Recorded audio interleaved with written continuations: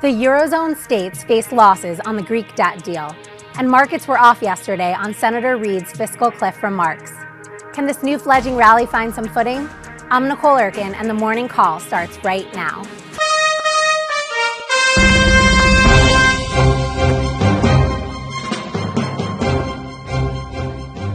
Good morning, I'm Scott Redler, Chief Strategic Officer of T3Live.com. And I'm Nicole Urken with theStreet, and together we bring you the morning call. Now, yesterday we saw a second down day after a Thanksgiving rally that everyone was pretty excited about. So right here, we lost the fledgling, turkey rally that we were all enjoying while sitting around the table. Yes, I don't quite think the bulls are turkeys yet. They probably enjoyed their turkey because last week we did have that healthy move. Yeah. And then all of a sudden yesterday, Reid starts talking about how there's been no progress with the fiscal cliff, and traders that were actually long started to probably bang their keyboard like Mark. Anyway, because we came in pretty quickly off those remarks. But if you remember, those were the remarks that things were making progress that helped to ignite that rally on Friday. So as far as 2 down days, I don't think it's going to take the rally off track. If you recall on Friday, which was not even a few days back, the oscillator was plus 50.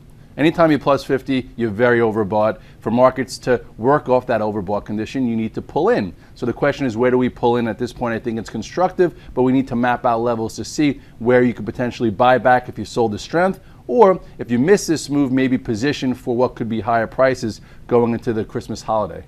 And that's really interesting. Like you said, it is very much a he said, she said rally and downturn here, very much driven by headlines, Reid being the headline yesterday. So what levels would you look to come in here, especially given that a lot is headline driven, and that might be confusing for a lot of traders? Yeah, well, it's upsetting when the markets are driven by headlines. And last week, while everyone was away, it was pretty nice not to have those headlines, and you could just trust the action. So now traders are going to be listening to see what comes out, what's next. And the buzzword right now, since the Greek deal is done, is the fiscal cliff. So, but if what traders do, which we listen to even more, is we listen to the charts and we listen to levels. So if you take a look at the chart of the spiders here, I'll go into that one. You will see, here was that red dog reversal. This was the day that was really good for market timers. This was the day after breaking this trend that we were in since the June 4th lows.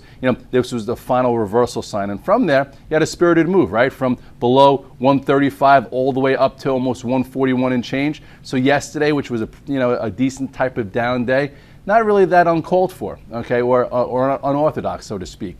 So right here, if you look at the last time we gapped up after that reversal, there was pent-up momentum and we continued, making it very easy to hold. This time, they might shake the tree a little bit. So here's the gap from that Friday. It starts at 140.04. If we start getting into the gap, I think the next major level will be right around here, around 138.75.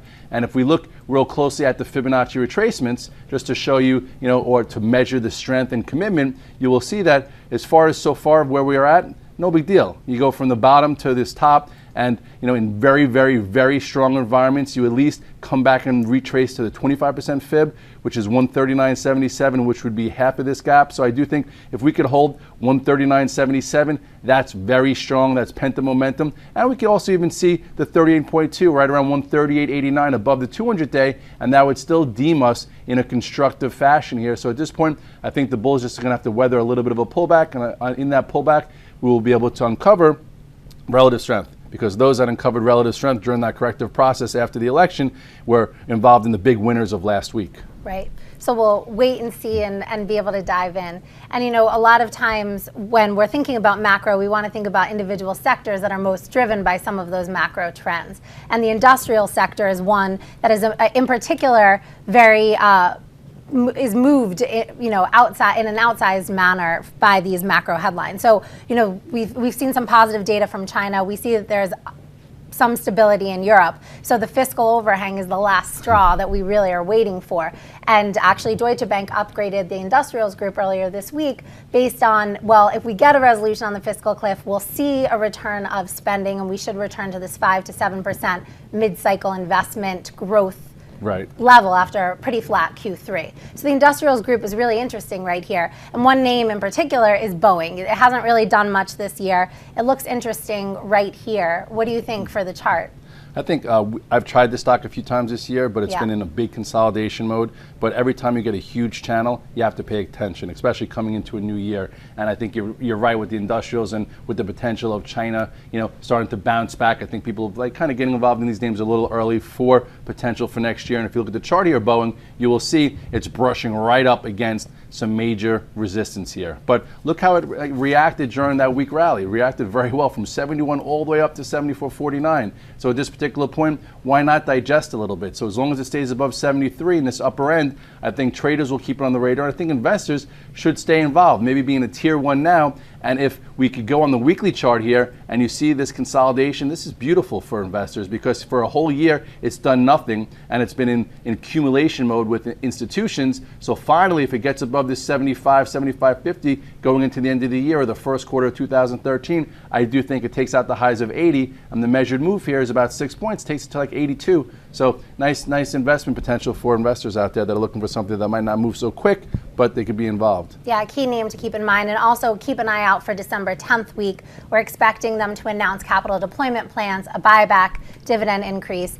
Maybe they'll be announcing a change to how they account for their pension, which has been a little bit of some of the volatility in the stock too. This has been a headline-driven name, 787 delayed, then Right. back on again, off again, fiscal cliff, sequestration. So if we can get some of these issues behind these headline issues, both company-specific and macro behind us, it's really interesting here. Then we could ignite above that 75 and investors get rewarded. Aerospace cycle. There you go. And the defense business, it lets you play that without having full exposure like a Lockheed Martin or something like that, which also looks interesting.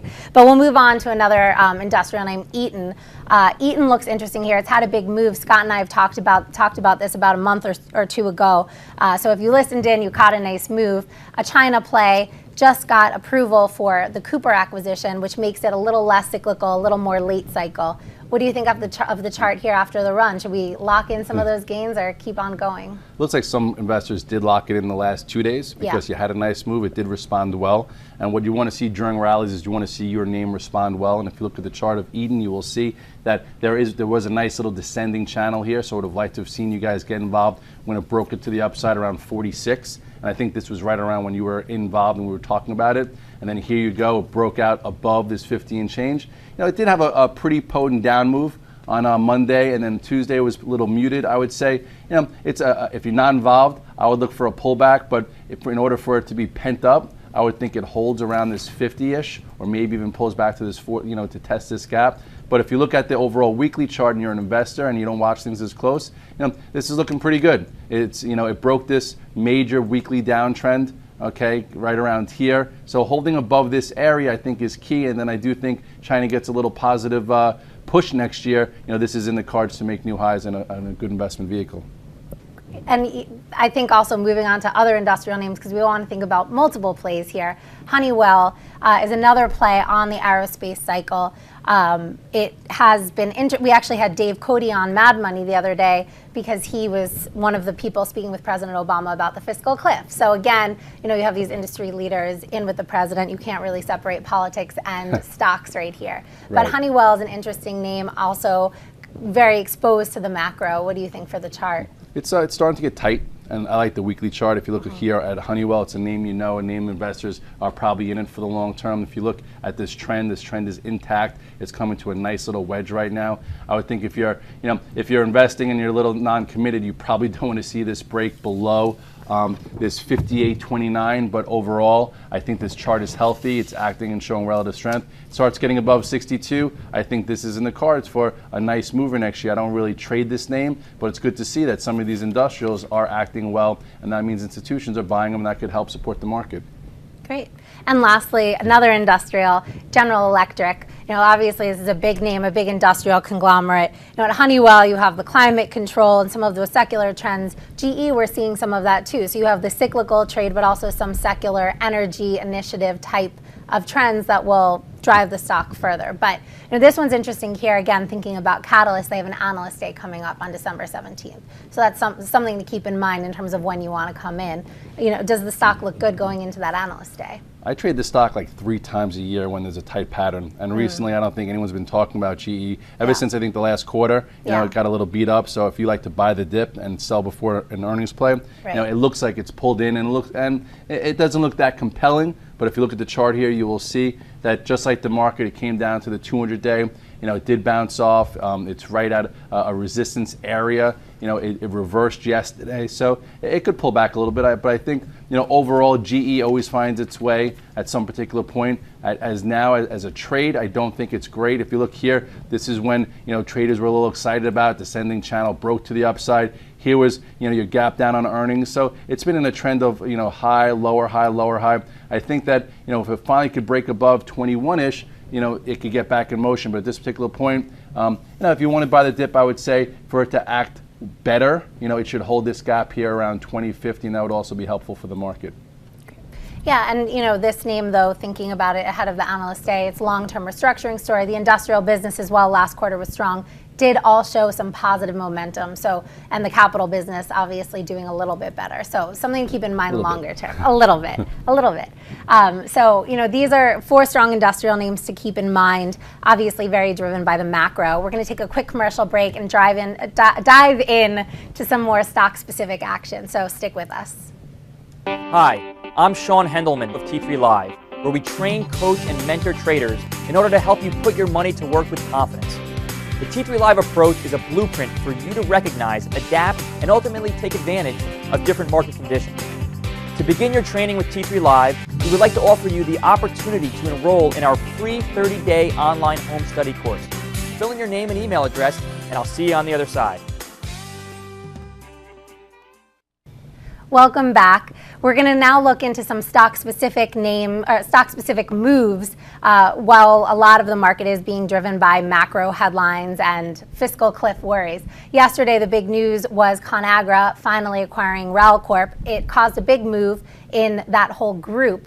And here, interesting, Scott, the packaged food group is generally a defensive sector. So moving into the end of the year, we're seeing some M&A action. These companies really taking ownership over their fate, not just kind of lagging along. And ConAgra now actually, even after the move up, is well positioned with more of a private label business with more diversity. And I think a good name long term going into the end of the year. What's good about having you come and do the morning calls, you introduce us to names that we don't ordinarily trade. Yeah. And I don't think I've ever traded ConAgra. And as I look at some of these names, I'm like, wow, these names should be traded because they've been acting well. If you look at the chart real quickly here, it was acting well going into the merger. So it was above the 200-day. Look at this gap. I talk about if gaps hold, it usually leads to higher prices. So if you were an investor holding involved with this, you got paid pretty handsomely yesterday. As far as the group, I'm sure, Nicole, you're going to name some names that we should look at that could have some attention there as well. But overall, they liked the merger. It closed near the highs. Technically, it was behaving well beforehand. So if you were involved, congratulations. You got paid with a nice surprise. Yeah, and one of the reasons the stock has done so well is it's done a series of acquisitions. Again, a stock taking its fate into its own hands. And with commodity costs coming down, it's better positioned. And thinking about commodity costs coming down, we've heard that also from Kellogg. We've heard that from General Mills. These are names that have been hurt earlier in the year over worries about commodity cost inflation. So going into 2013, they're a little bit better positioned, have some pretty healthy dividends, innovation, Kellogg in particular focusing on snacks, trying to lure us in with more unhealthy, supposedly healthy items. Not really exciting names, but do the charts look somewhat interesting? I'm looking at Kellogg right now at highs, and I can't believe it. Because again, this is something we don't look at ordinarily. We trade, the stocks that move, and these are movers. You look here at Kellogg, look at this move. It's above all the moving averages, and never came back even to the 200-day. I would have liked to have seen, if you got involved, because entries do matter right here when it broke above this wedge pattern. So at this particular point, I would say, could use a rest. If you're looking for a way in, I would say somewhere around here would be a little bit better. It's been riding the 8-day moving average, so until that changes, stay with it. I think you can even stay with it if it touches the 21-day. If the rotation happens and these come out of favor, just be a little bit aware if it breaks the 21-day moving average, because that would show you that something has changed because it's been following this 21-day moving moving average all the way back from August, so you've been paid here. Yeah, and it's interesting, Kellogg and General Mills really have to be emphasizing their brands. They've been focusing on marketing, innovating. One of the reasons ConAgra bought RelCorp was for the private label business, because people don't want to be paying as much. And Gary Rodkin came on Mad Money yesterday and talked about that. But Kellogg acquired Pringles from Procter & Gamble. I love Pringles. Once you have one, you can't stop. So these are companies that are really recognizing that in order to grow in this environment, they need to be actually taking decisive action. And that's why you've seen some of these moves in somewhat boring companies. They're not so boring anymore. No, they seem like they're on the move, and we should broaden our horizons, which again, we can go further into the sector with. Yeah, and thinking of recent exciting moves, it relates to RelCorp. Post was actually the spinoff from RelCorp before ConAgra bought it. Post was the branded part of the RelCorp private label business. We know it from shredded wheat, some of the healthier cereals. But this move, we've talked a lot on Mad Money about breaking up is easy to do, about how when companies are breaking up, they're actually creating value. It allows the management team to really focus on branding initiatives versus kind of getting lost in the shuffle of a larger conglomerate. Right. So Post has had a decent move. What do you think here? I think people got excited with it yesterday based on the merger, and if you look at it, you'll see that yesterday it did gap up and didn't close near the highs. This is when it was wedging. This is when it was getting exciting. So I guess if you got involved at around 32.42, technically you got paid. Yesterday it gapped up, but it couldn't really hold it. So I do think it needs some time. I think some work above this 33 area would be important, and it's going to probably need some time to digest right around here. So I would say, if you're involved in it, it looks great, above all the moving averages. And, yesterday just couldn't get much traction, but also the market was a bit weaker. So I would rather see you get involved a little bit closer to 33, and then at some particular point, I don't see why it can't continue higher into next year either. Interesting. And one fun name to throw in is DOLE. This is not it's a little bit off the radar of a lot of companies. DOLE is majority owned by David Murdoch, the very wealthy man. And actually, it hasn't had much growth. It hasn't done well since its IPO. But ultimately, David Murdoch, it's a really interesting story. He's this health freak and kind of hasn't been managing the business to maximize. Why is being a freak or being healthy a freak? Well, being a health freak is great. But if you're focusing on that versus maximizing profitability of the company, or at least not balancing the two, or focusing on balancing the two, it might hurt the stock. He also owns Pineapple Express, this huge acreage in Hawaii with a maze. So obviously, the underlying assets of the stock are immense and aren't reflected by the stock price. So it's an interesting name here for the long term as he starts selling assets. He's getting a little bit older. Right. That might be something to look at. Right. Maybe he'll stop being a little freaky and look at the business a little bit more, because right now the stock has not been doing much compared to other names we just looked at. So if you look at the chart here, you'll see maybe you should get off the treadmill and get in the boardroom, because look at the pull in the stock had from 15 all the way down to almost 10. I would say sometimes value people like to buy the pull in. I don't see anything technically great here as far as moving. Here's big resistance, which have failed at. This is a bit more of a pullback than you would have wanted to show commitment to this last move. But if you're not involved and you want a little bit of exposure here, you could buy it versus the low here of 10.55. But if you're not committed, breaks the low, your next big area is the support coming in right around here. Overall, technically, needs a lot of work. But if you want to buy a dip, be small and buy it versus this little $10 area. And if it breaks this, get out of the way and then try again right back at support around 9. So an interesting sum of the parts name to keep on your radar, but might be a little dicey right here. So, thinking about health in a little bit more of a positive, investor-friendly way, Hain Celestial and Smart Balance. These are two health-themed names that are small size, might be interesting acquisition targets in light of the recent RelCorp deal. Hain Celestial, we've talked about before, Terra chips, Celestial teas, Greek yogurt's doing really well. Again, we've said not the Greek economy. Something in Greek, right? Smart Balance, you think of it for its buttery spreads, but it's actually reduced that part of the business. It just bought, I think it's UDI, I think it's pronounced Udis. It's a gluten-free company, but really expanding its health focus. So these are two well-sized names with that health theme, again, for companies that really need growth. These packaged food companies need growth. They're taking their fate into their own hands. So we like that when that happens. Exactly. So only usually happens in private business. Right. So we won't get political. Okay. So Hain and Smart Balance, interesting names to keep here. You never want to buy something just as a takeover target, but they're healthy businesses, right size, Do the charts, show that maybe something's in the works? Well, I like when things get tight, and it sounds as if their business is on the right path and healthy. Anyway, you look at Haynes at the chart on the weekly. You have a nice pattern here. Okay, you have an uptrend that's been intact, for a while. Okay, which it's hovering right on. You have a nice little pennant type formation to show you an entry. So I think if you're in a tier 1, I think tier 1 is fine. If it starts getting above this 62.40, I do think it could get back in motion to then get back to the highs. Look at this huge move that we saw here. I don't like the fact that it retraced the entire move, but if you look where it came from, not the biggest deal. If you're not committed to this name, if this trend were to break, I think you got to sell some. So, right here, this is pretty important support, right around this 58-ish. So if you're not committed, I would say, stop yourself out or put a high level stop. But overall, I think the trend is strong. And I think for traders, if it gets above this 62.40, it could set it back in motion for an attempt at the old highs. So, of course, we have to always think from healthy food to the health of the market. And the health of the market is, for better or for worse, often driven by the health of Apple and Google, names that tend to be big drivers. What do you think of these names here?